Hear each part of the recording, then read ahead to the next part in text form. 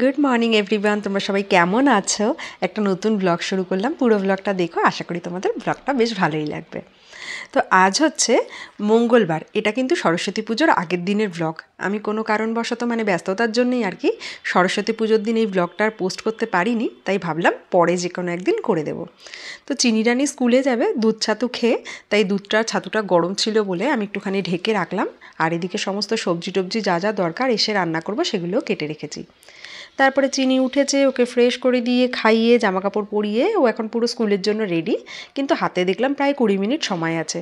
সকালবেলা মনটা সবারই চা চা করছিল, তো ভাবলাম আজকে একটু ভালো করে দুধ দিয়ে আদা দিয়ে ঘষে চা খাই। তো যেই ভাবা সেই কাজ, চা অমনি বানিয়ে ফেলেছি। মাসিমণি বললে একটুখানি মুড়ি খাবে, তাই মাসিমণিকে একটু মুড়ি দিয়েছি। আমি আর সন্দীপ একটা একটা বিস্কুট খেয়ে নিচ্ছি, পরে দেখবো ব্রেকফাস্টটা কি করা যায়। তো চিনিকে রেডি করে নিয়েছি, আগেই বললাম। আর রান্নাঘরের উপরের ওই জায়গাটা দেখলে, মাঝখানে একটা ব্লগে বলেছিলাম ঘষে ঘষে স্কচ ব্রাইট দিয়ে পরিষ্কার করেছি।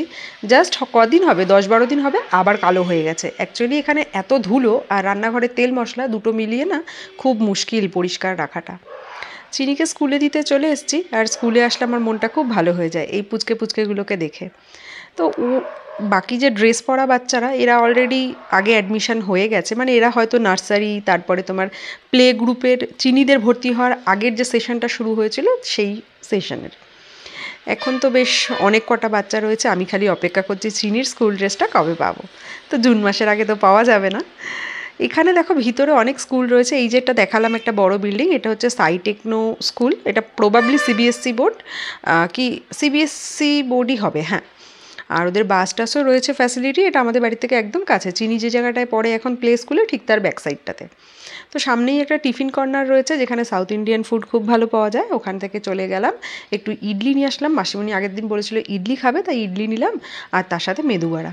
তারপরে সামনে একটা দোকানে ডাব দেখলাম, চিনির জন্য একটা ডাবও নিয়ে নিলাম, নিয়ে বাড়ি চলে এসেছি। চা তো আগেই খাওয়া হয়ে গেছিলো, এখন আমরা একটু ব্রেকফাস্ট করব। আর মাসিমণি ইডলি খেতে চাইলে হবে কি, মাসিমণি কিন্তু একটার বেশি ইডলি খাবে না। যদি একটার বেশি দুটো জিনিস খেয়ে নেয় তাহলে বলবে লাঞ্চ করব না। ওনার খাওয়া দাওয়া তো বলি তোমাদেরকে প্রত্যেকটা ব্লগে কেমন।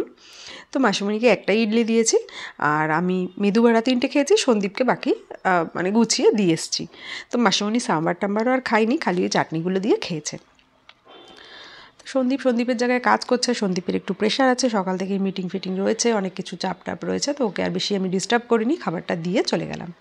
এদিকে আজকে রান্না করব শিম দিয়ে আলু দিয়ে, আলু অল্প দিয়েছি, মাসিমণি আলুও খায় না, তাই শিম দিয়ে আলু দিয়ে পোস্ত। তো এটা এদিকে হচ্ছে। আর মাসিমণি বিট বাটাও বেশ ভালো, এই বাটা টাটাগুলো তো খুব পছন্দ করে, তো এদিকে বিটও বাটছি, বিটটা অলরেডি দিয়ে দিয়েছি, বাকি হচ্ছে আর কি।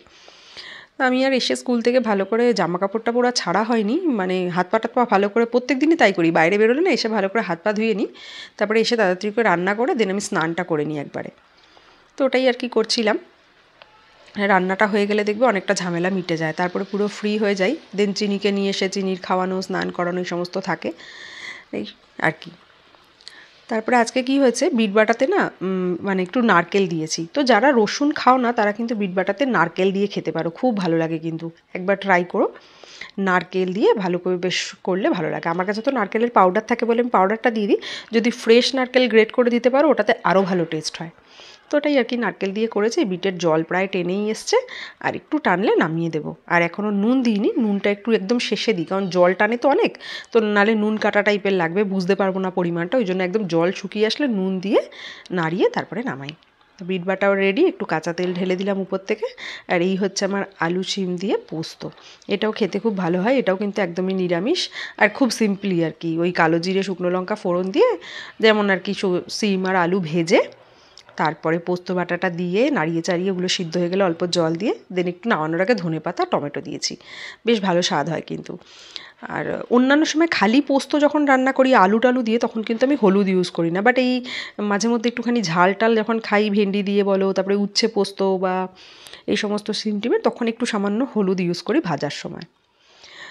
তো এই সমস্ত হয়ে গেছে। চিনির দেখো আজকে স্কুলে এটা অ্যাক্টিভিটি ছিল কালার ম্যাচিং করা, তো ওই আর কি ওদেরকে করতে দিয়েছে। তো এই ভিডিওটা আর কি ওই স্কুলের হোয়াটসঅ্যাপ গ্রুপে পাঠিয়েছিলাম, ভাবলাম তোমাদের সাথে শেয়ার করি। আমাদেরও লাঞ্চ টাঞ্চ হয়ে গেছে, চিনি তো খাচ্ছিল দেখলে, তারপরে ম্যাডাম গিয়ে ঘুমিয়েছে, আমি একটুখানি ভ্লগের কাজ ছিল সে সমস্ত এডিট করে গিয়ে শুয়েই ছিলাম, ঘুমাইয়া নিয়ে ওই গিয়ে একটু শুয়ে থাকি, শুয়ে শুয়ে ফোন টোন দেখি, কোনো সময় একটু চোখটা বন্ধ করে রাখি। তো এখন প্রায় ওই 5:45 কি 6টা বাজতে 5 মিনিট বাকি। সূর্য একদম অস্ত যাবে আর একটু পরে চলে। কি সুন্দর লাগছে দেখতে।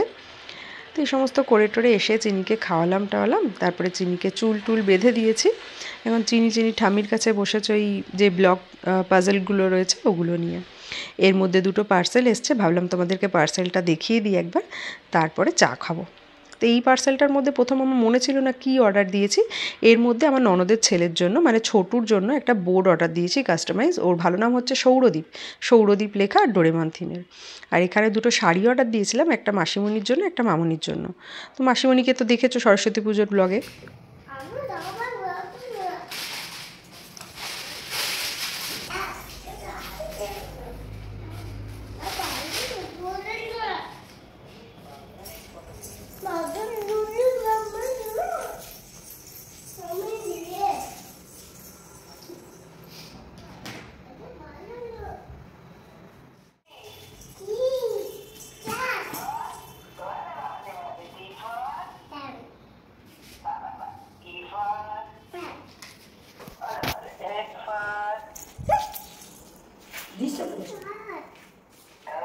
আমি স্ক্রিনটা লক করে দিচ্ছিলাম, নাহলে ফোনটা কেটে দেবে।